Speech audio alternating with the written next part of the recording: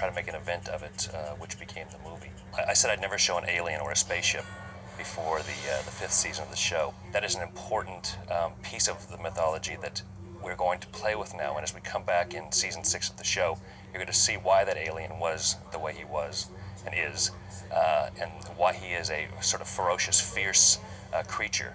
So much for little green man. There was a scene written for the movie, and it had to do with Mulder's sister, who was, he believes, abducted when she was 8 years old. There was an answer given to that, a bigger and more complete answer than we'd ever gotten before. Why are you telling me this? For the sake of my own children. Once it's learned what I've told you, my life will be over. We realized it was just too much information, and so we cut it out. By putting it back into the movie, though, I think we're adding something back in that plays to the original spirit and intent of that scene, which was to give a big answer to a big question. We wanted to do something that was both frightening and big enough to justify its inclusion in the movie as a big event. I'm kind of scared of bees myself, so just being in the bee domes was a big deal for me. I put on a protective outfit, and I was in there during the filming, which was, in the end, really exhilarating because David and Gillian weren't in these get-ups, so you got to watch them really performing a pretty amazing stunt with live bees, thousands of live bees, and my hat's off to David and Gillian for pulling it off, because the work that they do is just unbelievably hard.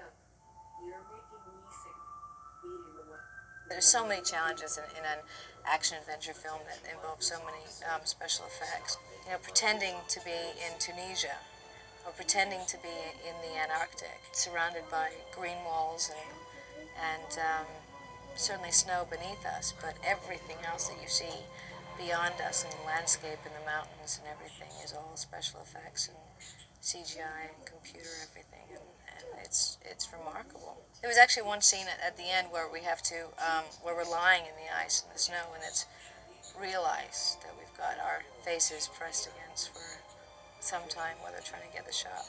It was very cold. I'd have to say the most uncomfortable scenes to shoot were in the cornfield. I had to run very close behind David, so all of the corn that he goes through ends up like whacking me in the face.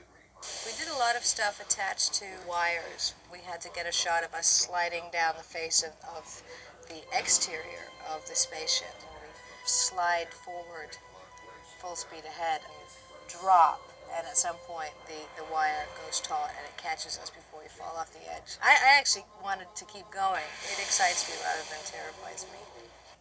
I'd have to say that shooting the hallway scene was probably one of my favorites. It was such a momentous moment in the history of these characters, and I think I enjoyed that aspect of it a great deal. The movie is pivotal to understanding the series as you go on.